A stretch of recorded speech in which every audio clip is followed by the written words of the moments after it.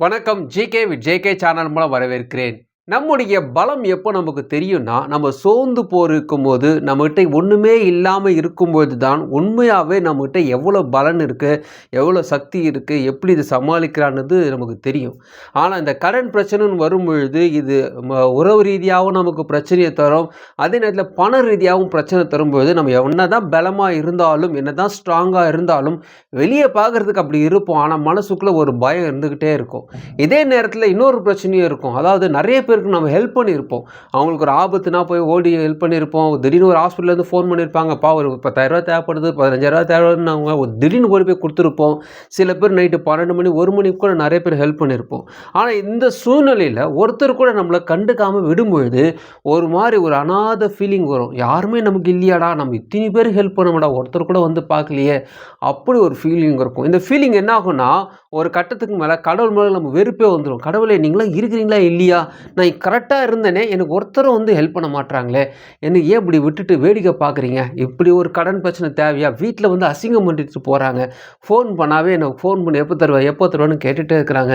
நான் ஒரு கடன் பிரச்சனையில இருக்கும்பொழுது எனக்கு யாரும் ஹெல்ப் பண்ண மாட்றாங்க. வீட்ல இருக்கிறவங்களும் என்ன மதிக்க மாட்றாங்க. நான் எவ்வளோதான் சமாளிக்கிறது, எவ்வளோதான் போராடுறது எனக்கு புரியல. எவ்வளோதான் என் மனச நான் தேத்திக்கிட்டு தான் சரியாயிடும், சரியாயிடும் அப்படி சொன்னாலும், அதுக்கான முடிவு தெரியாம இருக்கிறதுனால ஒரு பயம் எனக்கு வருது. அப்படி ஒரு சூழ்நிலை இருந்தீங்கன்னா, இந்த வீடியோ உங்களுக்கான ஒரு வீடியோ. ஒரு காட்டுல நெறைய புறாக்கள் இருக்கு. அந்த புறாக்கள்ல ஒரு வெள்ள புறா. இந்த வெள்ள புறா பார்த்தீங்கன்னா, ரொம்ப கண்ணு வந்து ரொம்ப ரெட்டா இருக்கும். அதனால இந்த புறா வந்து ஒரு கவர்ச்சிகரமான புறாவா இருக்குது. அந்த வெள்ள புறாவுடைய அட்ராக்ஷன் வந்து மத்த புறாக்களுக்கு போறாமையா இருந்தது. ஆனா, அந்த வெள்ள புறா அதெல்லாம் கண்டுக்கிறதே கிடையாது. எல்லா நேரத்திலும் எல்லாருக்கும் ஹெல்ப் பண்றது. சம்டைம்ஸ் மழை வர நேரத்தில கூட மத்த புறாக்கள் எங்கேயும் பறக்க முடியாத சூழ்நிலை கூட தன்னுடைய இரைய வந்து ஷேர் பண்ணுது, ஊட்டி விடுறது. இது போல நெறைய பேருக்கு வந்து ஹெல்ப் பண்ணிட்டே இருக்கு. இந்த புறா வந்து எதையும் எதிர்பார்க்கறது இல்ல. தன்னுடைய நண்பர்கள அவங்களுக்கு கஷ்டப்படுறாங்களா, உதவி செய்யணும். இது மட்டும் தான் அது எதிர்பார்க்குது. ஆனா, ஒரு கட்டத்துக்கு மேல இவங்க காட்டு வழியா போகும்போது புறாவுக்கு கால்ல அடிபட்டுருது. அந்த கால்ல அடிபடவும் அதால நடக்க முடியல, நிக்க முடியல. ஸோ, அதால பேலன்ஸ் பண்ணி நிக்க முடியல. எவ்வளோதான் பறக்க முடிஞ்சாலும், அந்த எறடு தின்னும்போது கீழ இறங்கி கால் ஊனி தானே சாப்பிடுவாங்க. அதுபோல சாப்பிட முடியாத ஒரு சூழ்நிலை வரும்பொழுது, மரத்தடியில உட்கார்ந்தது. சரி நமக்கு யாராவது எடுத்துட்டு வந்து குடுப்பாங்க பார்த்தீங்கன்னா, ஒருத்தரும் எடுத்துட்டு வந்து தரல. அவங்க ஃப்ரெண்ட்ஸ்லாம் பார்த்தீங்கன்னா, அவங்க கண்ணு முன்னாடியே எல்லா இரையும் சாப்பிட்டுன்னுக்குறாங்க. இவளும் பார்க்குது, ஏதாவது ஒண்ணு எடுத்து தருவோம். ஏதாவது ஒரு நன்றி நெனச்சு ஒண்ணாவது எடுத்துட்டு வந்து நமக்கு குடுக்கும், ஊட்டி விடும்ன்ட்டு எதிர்பார்க்குது. எதுவுமே தரல. எல்லாரும் சாப்பிட்டு எல்லாம் பறந்து போயிடுச்சு. சரி கொஞ்சம் ஏதாவது மிச்சம் மீதி வச்சிருக்காங்களா போய் பார்க்கும்பொழுது ஒண்ணுமே கிடையாது. அப்போ இந்த புறாக்கு ஒண்ணு புரிஞ்சுச்சு. நம்ம நல்லா இருந்தா தான் நமக்கு மதிப்பாங்க போல இருக்கு. நமக்கு ஒரு சின்ன அடிபட்டா நம்மளுக்கு என்னன்னு கூட கேட்கறதுக்கு யாருமே இல்லையான்ட்டு ரொம்ப ஃபீலிங் ஆயிருச்சு. இதே நேரத்தில வயிறு பசி ரொம்ப அதிகமா இருக்கும். சரி பக்கத்தில வேற யாராவது இருக்கான்னு பார்த்து கொஞ்சமா தட்டி தட்டி பறந்து பறந்து போய் பார்க்குது. அந்த பக்கத்தில ஏதாவது யாரா இருக்குமா பார்க்கும்போது, ஒரு வேடன் இது போல புறாக்களையும் இந்த பறவைய பிடிக்கக்கூடிய ஒரு வேடன் என்ன பண்ணாரு, அவர் வலைய விரிச்சு அது மேல தீனி போட்டு வெயிட் பண்றாரு. இரைய போட்டு வெயிட் பண்றாரு. ஏதாவது மாட்டுமான்ட்டு. சரி அந்த புறா வந்து அந்த இடத்துல நின்னுருது. நல்லா சாப்பிட்டு வைக்கவும் தெரியல.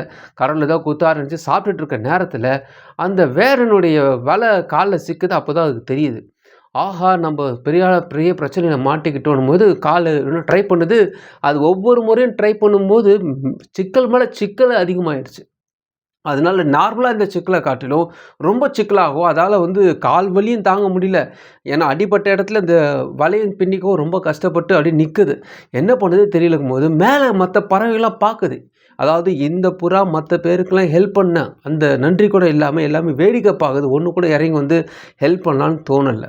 ஏன்னா இந்த புறாக்களுக்கு என்ன பயம்னா, கீழ ஒரு வேடன் ஒளிஞ்சிருந்து வேடிக்கை பார்த்துட்டு இருக்கான். எப்ப இது மாட்டுன்ட்டு.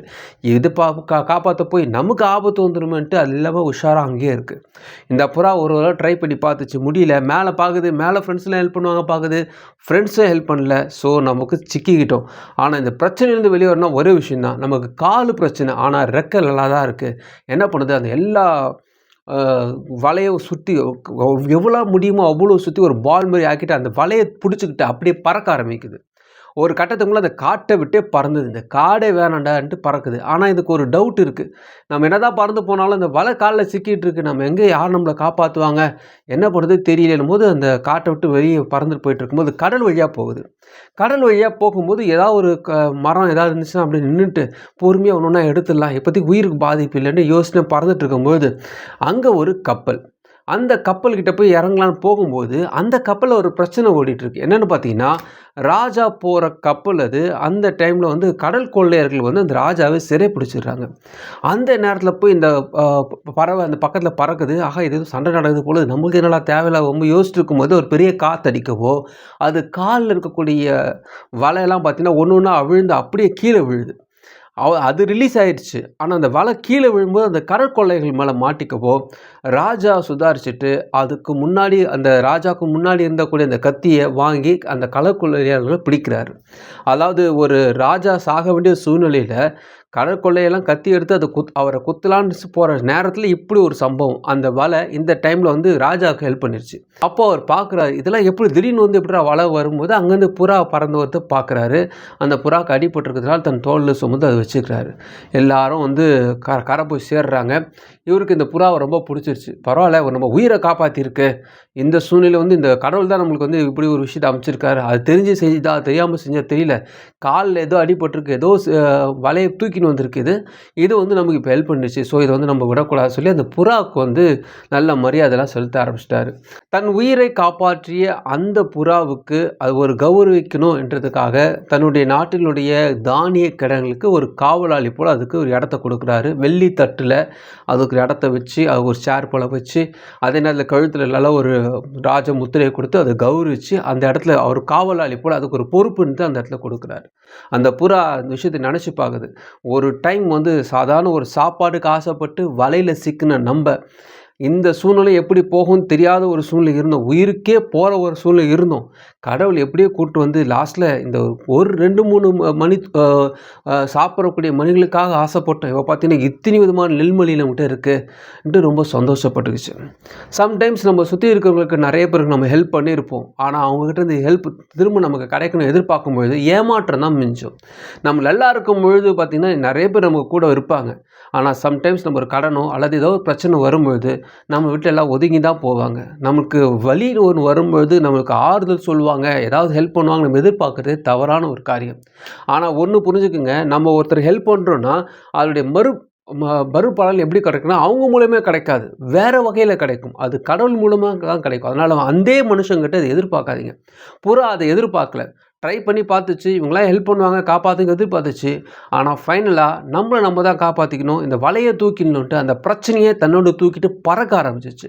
நமக்கு எவ்வளோ கடன் பிரச்சனை இருந்தாலும் சரி, என்ன பிரச்சனை இருந்தாலும் சரி, அதோடு உட்காந்து நம்ம ஆராய்ச்சி யாரை காப்பாற்றுவாங்க யோசிக்கிறத காட்டிலும் மூவ் ஆன். அந்த இடத்த விட்டு நீங்கள் போகணும். இதை தாண்டினா தான் விஷயமே. ஏன்னா இதுதான் உங்களுக்கு ஒரு செக் பாயிண்ட். அதை தூக்கிட்டு நீங்கள் பறக்கும் பொழுது அந்த பிரச்சனையாக இருந்த அதே வலை தான் அந்த புறாவுக்கு ஒரு பெரிய திருப்பு முனையை தந்தது போல் உங்களுடைய கடன் பிரச்சனையும் ஒரு திருப்பு முனையை தந்து எந்த பணத்துக்காக உங்களை வேணான்னு சொல்கிறாங்களோ, எந்த பணத்துக்காக உங்களை அவமதிக்கிறாங்களோ அதே பணத்தை வந்து உங்களுக்கு கோடி கோடியாக கொட்டும் பொழுது அதே மனுஷர்கள் உங்களை வந்து ஆன்னு வேடிக்கை பார்ப்பாங்க. ஸோ இந்த சூழ்நிலையும் மாறும். ஆனால் நமக்கு ஒரு சந்தேகம் இருக்கும், எந்த விதமான அறிகுறியும் இல்லாமல் கடவுள் நமக்கு எப்படி தருவார்?